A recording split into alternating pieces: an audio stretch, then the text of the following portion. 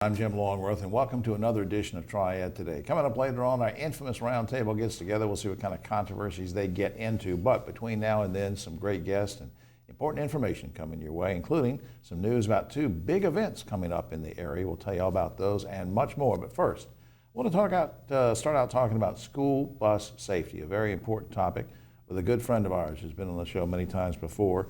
And you see me sort of holding a chart. We're going to get to this in just a second, but on my far right, this is a chart. That's an actual human there. David Daggett, of course, attorney with Daggett Schuler, and welcome to the program, sir. Thanks, Jim. Thanks for having me. Before we start going over some of these charts and things, and we've got some close-ups of them digitally and everything, sort of educate people and myself. I want to learn more about this. Give me an idea of how serious a problem it is, David, that accidents and things happen with school buses. Yeah, so safety of our children is foremost in all of our minds. And school bus safety is a serious matter, and it's a serious problem. Just to give some perspective, over the past 10 years, there have been approximately 1,300 or so deaths regarding school bus and stop arm violations, that sort of thing. Right. In North Carolina, the last 12 months, there have been approximately 12 deaths and 47 serious injuries regarding school bus violations on the road. So it's a serious safety issue, and we all need to remind ourselves as drivers what you're supposed to do and what those issues are to keep our kids safe. Sure. Now, let's go to these charts now.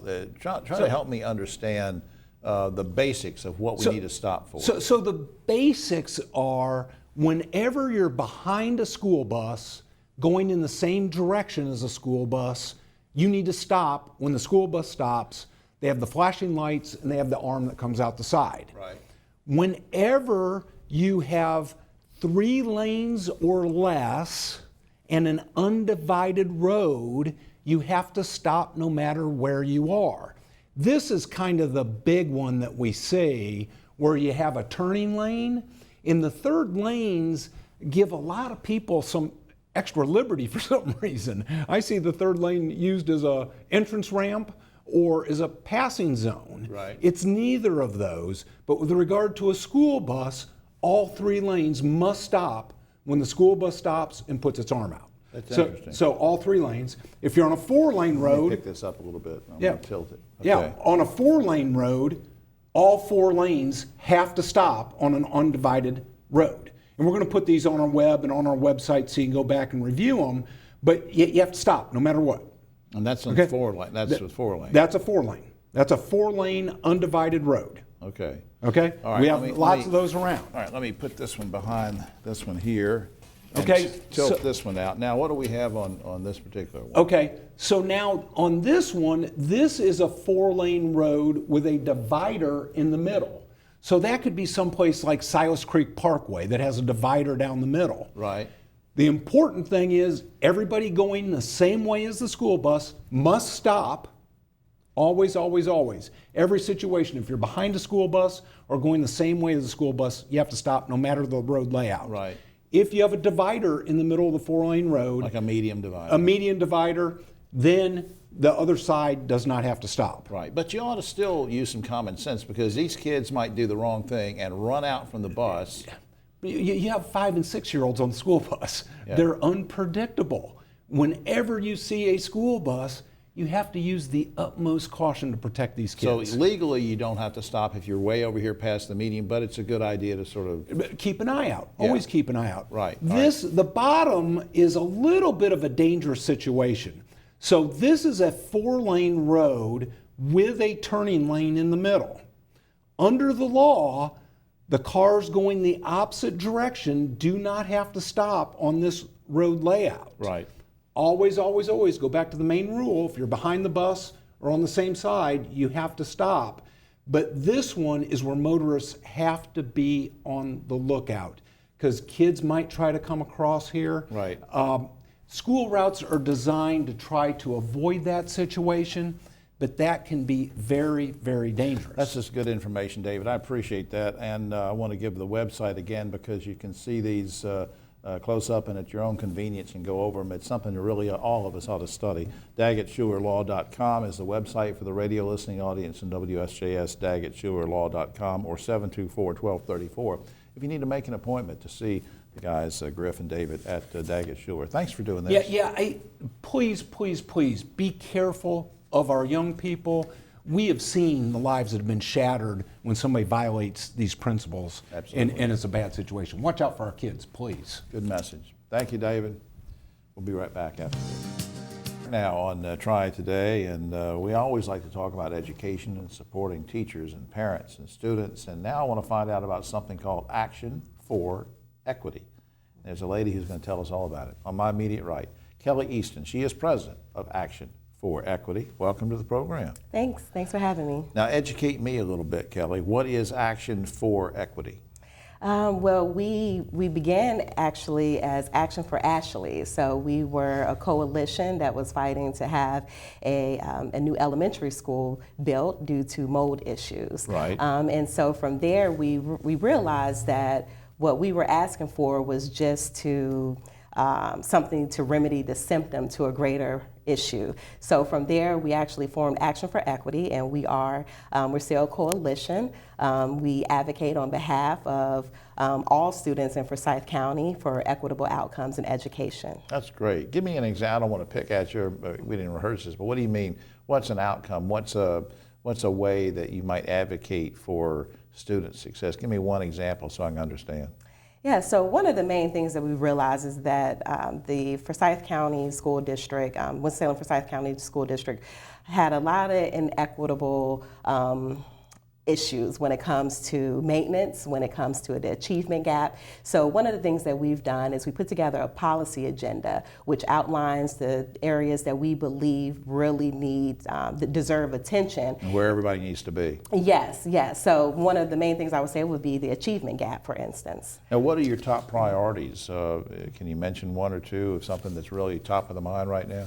Yeah, so right now, just being able to create a system within, or a department, I should say, within the school district. And so we have a whole outline for recommendations around equity. And so we've seen those things come to pass, including the school district is in a process of hiring a director of equity who will come in and do an assessment. And so that way the school system actually have information Somebody to create on a strategic staff plan. to do it. Somebody on staff full time. What have you learned personally while working in your position as president? What's impressed you? What have you learned? Yeah, one of the main things that I've learned and I'm very encouraged about is that when it comes to equity, there are way more people in our community who don't look like some of the children who are actually in the schools that are suffering. So we're the multiracial support and encouragement around fighting for equity is something that I found to be very encouraging. People just see that it will benefit everyone, the entire community, when we come together and just make focus on equity for. And you've been, how long has this been up and running now? It's been about a year and 3 months now. Do you feel, this is going to sound crude, do you feel in your gut, pardon the expression, do you feel in your gut that this is making a difference already, and can it make a difference? It has absolutely made a tremendous difference, not only within the school district, but just our community overall. People coming together, again, multiracial, intergenerational, coming together, just saying that we want a better outcome for our children. We want a better outcome for our community as a whole. And it means a lot too that this having you on was suggested, actually the suggestion of the good folks at Kate B. Reynolds Charitable Trust. Anything you want to say about why it's important to have that kind of support? Yes, KBR, having the support of KBR will ensure sustainability. And that's one of the things that really needs to happen. You know, we don't want to be reactive, we want to be proactive. Yeah. And be there for a long time. Be there for a long time until this is no longer an issue. I think that's great. Up on screen, I want to give you a couple things. www.action4, that's the number 4, equity, WS, which stands for winstonsalem.org. I'll say it again for the radio audience. Action for, the number 4, equity, WS.org. And also a shout out to the good folks at Kate B. Reynolds Charitable Trust, as we mentioned. Their website is kbr.org. Please check that out. They do so many good things for the community. Kelly Easton, thank you for all you do. Thank you. All right, my You're friend. welcome. We'll be right back after this. Today, I'm always glad when we can have a visit from some of the good folks at Cross North School and Children's Home. They do such a fine job and service in the community and caring for kids. We have a very special guest to help us talk about trauma and trauma resilience and a big event that's coming up. Let's do that all right now with our special guest. Marnie Eisner is Director of Business Development for the Center for Trauma Resilient Communities at Cross North School and Children's Home. Welcome to the program. Thank you for having me. Explain to me what the Center for Trauma Resilient Communities is all about and what's the mission. So the mission of the center is to help organizations and communities embed and embody the science of trauma resilience. And it was created by Cross North School and Children's Home about 18 months ago because they've been a certified trauma responsive organization for over 10 years. And what do we mean? I don't mean to interrupt you. We'll No, come that's back to okay. this. I'm just curious, just so we all understand, what do you mean when you say trauma resilience, or even what do you mean by trauma when you're bringing in kids who have lost parents maybe through death, through drug abuse, through whatever, and you're looking after these kids? What do you mean trauma? So when we think about trauma, we think of some of the adverse childhood experiences that children are being exposed to, and you've mentioned several of them: death of a parent. It also could include a parent in prison, alcoholism, mental health, substance abuse. But we also look at kind of the community adverse experiences that a lot of our children coming through foster care are exposed to, and that would be poverty, violence, food scarcity. So our children are really experiencing a lot, and it's important that you have that lens for how you care for them. And of course, people who have driven by, there are a couple of locations of Cross North, one out west, western part of the state, but for here locally in this area, you probably passed by it on the Renolda Road. Beautiful campus. And of course, you house and the in residence are a number of kids. Yes. But you also try to get people to become foster parents, and there's an education process to that. Yes. Do you share thoughts with prospective parents about trauma? Absolutely. I mean, it's a critical part of the training that we do with foster parents, but we also think it's a critical part for any organization, whether it's a school or a domestic violence shelter or any kind of human services organization dealing with children and family. Having that lens, the trauma lens, is very critical to just getting better outcomes. There's a big event coming up, and I want to talk about that now. In fact, it might be a good time to put some information up on screen just so we Sure. don't let time run away from us. Up on screen, From Info to Action, Thursday, October 17th, 8 a.m. to 4:30 p.m. at Woolsey Chapel, Cross North School and Children's Home campus. Now that I've said that, what is this all going to be about? Well, so I think currently in the field of human services and educational services, everybody's talking about trauma, but it's really hard to take that information and turn it into practices and policies and tools that actually change your practices on a daily basis. And so that's what we're trying to help people. How do you take that information, how do you embed and embody it, and actually do things differently so that you're doing things better for the families and children. So this is an all-day thing. It's very Yes. enlightening. Who should come to this? We would love to have anyone, a teacher, guidance counselor, a nurse, people who work at domestic violence shelters, people who work in even the homeless community. I mean, it's really applicable to so many people across the health and human services field, Right. and just could be really educational. Because again, I think a lot of people know the information about adverse childhood experiences, but don't know how to apply it to their job every day. Absolutely. And of course, there's a fee for this, so I want you to go online to crossnor.org and you can get in touch with the folks about that. Again, it's on Thursday, October 17th at Cross North's campus from 8 a.m. to 4:30 p.m.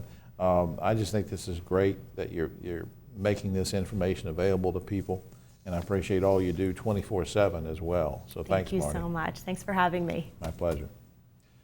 We'll be right back after this.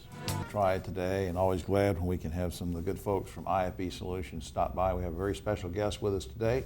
On my immediate right, Anastasia Powell is Manager of Programs for IFB Solutions, and many of you know that as Industries for the Blind, IFB Solutions, and we welcome you to Triad Today. Thank you for being here. Thank you. Now, let's remind, before we get into the topic, and there's a big event that I want us to promote in just a second, remind everybody what IFB Solutions is all about, what you do, and what your mission is. Give me sort of an overview. Okay, well, IFB Solutions' mission is to provide opportunities that change lives. We provide employment, training, and services because we feel that all people who are blind or visually impaired have the right to succeed in every area of life. 70% of people who are blind or visually impaired are unemployed, and we really want to change that. That's sort of, I don't want to use the word prejudice wrong, but maybe it's just people aren't educated. A lot of employers aren't educated to know that there's such a great workforce there, and we just need to get the word out, right? That's correct, and that's why we want to change that. We have a very diverse manufacturing operation where we make everything from eyeglasses for our veterans at VA hospitals to tactical gear for the military. We also offer support groups, educational, recreational, and social opportunities for our employees because we want them to thrive at home and at work. And then we have an independent living center on our campus called Tracy's Little Red Schoolhouse, which is one of my favorites. Well, now you said in an email to me, because it's going to sound like I'm getting too personal, but you said you want me to ask you, how did you lose your sight? Well, I was born with 20/20 vision, and about 12 or 13 years old, I noticed I was having trouble seeing the board. And my mom thought, okay, she needs a pair of eyeglasses, move her to the front of the classroom, and all is well. But there was a lot more going on with my eyes, and the doctors had trouble pinpointing the cause. My vision started gradually decreasing, and eventually my retinas detached, which caused me to lose all of my vision. Oh, my Lord. Yeah, it was a pretty difficult transition, but I had a lot of family support and spiritual encouragement to help me along the way. Now, very quickly, though, how has, and I know this is going to sound like we're doing a commercial, but that's okay. How has IFB Solutions sort of changed your life? Well, I can truly say that IFB Solutions is a company with a heart. Before IFB Solutions, I was a stay-at-home mom, single, intimidated by blindness, trying to figure life out.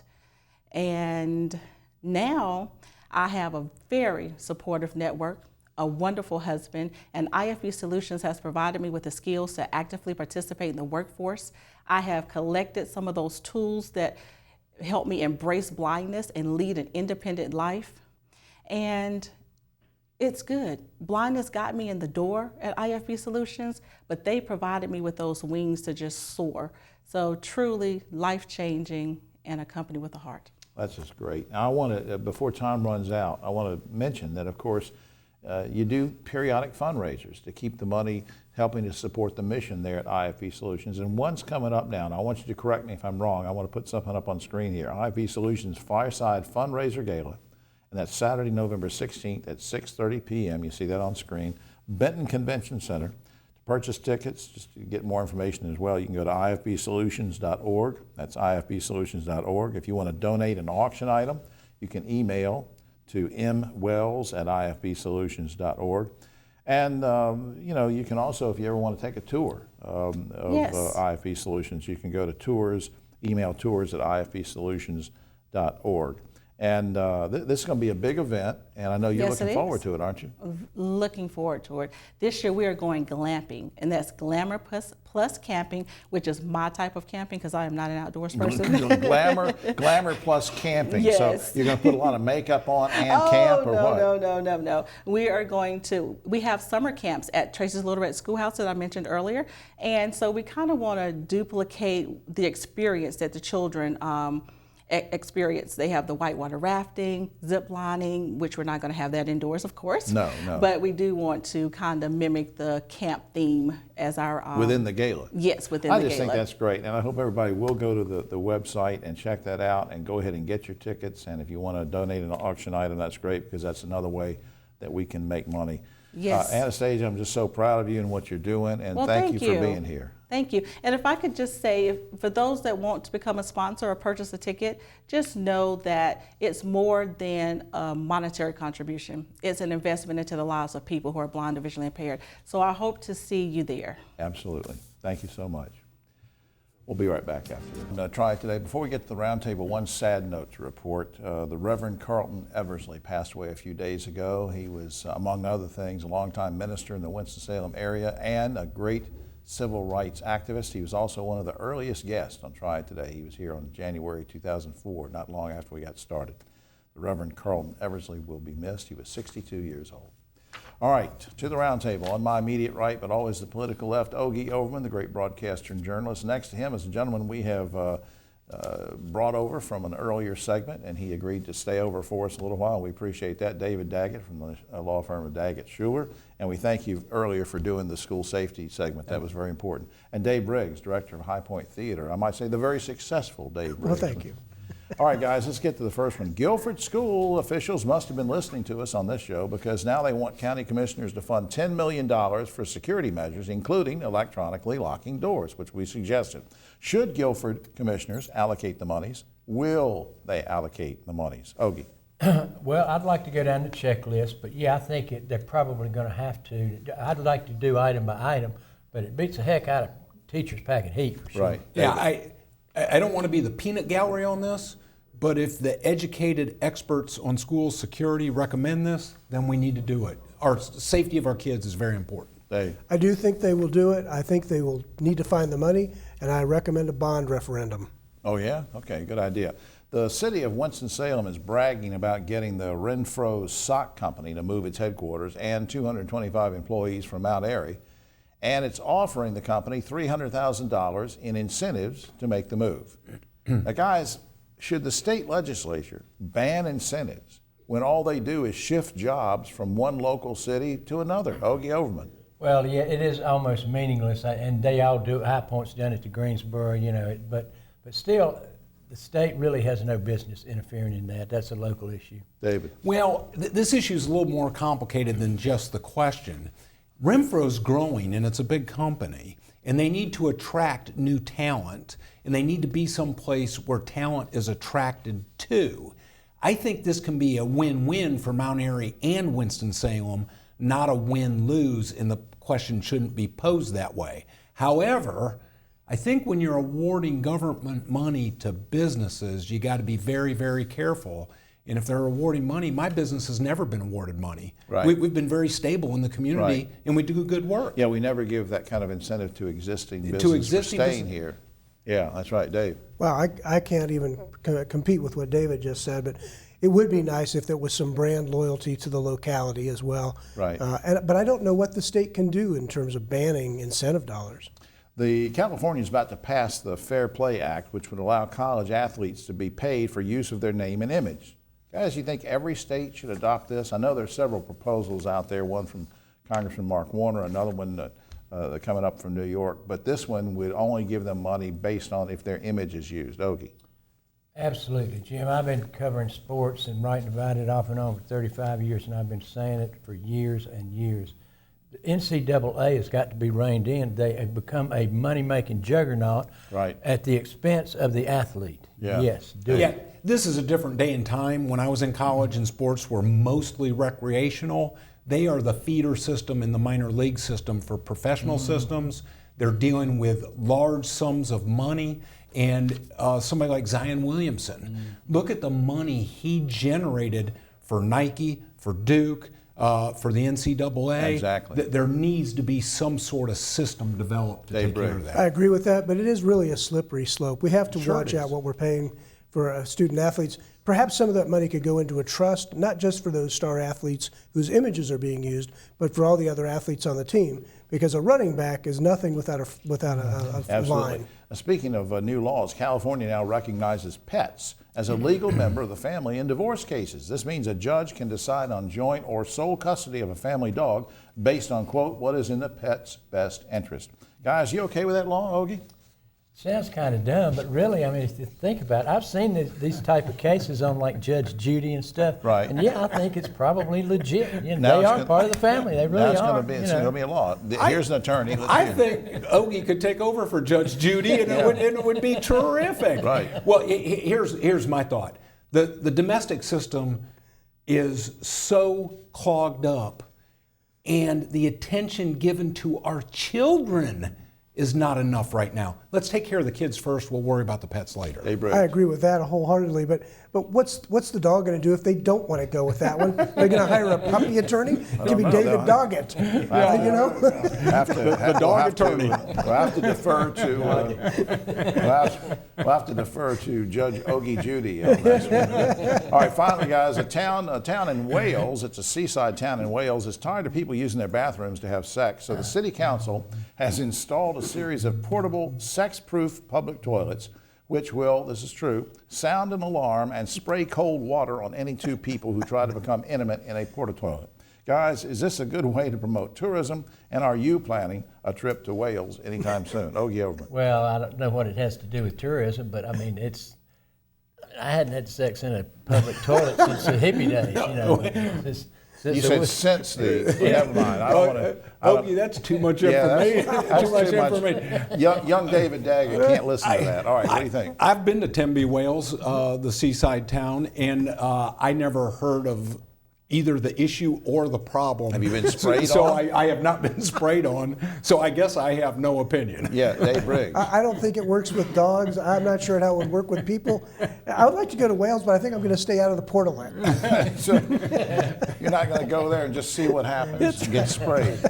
There's something wrong with all three of you. All right, well, that's all the time we have. Oh, except for this. A 17-year-old giraffe named April keeps getting pregnant. So a New York zoo has just put her on birth control pills. This gives a whole new meaning to the term animal protection. Maybe send her to Wales. I think she's been in Wales.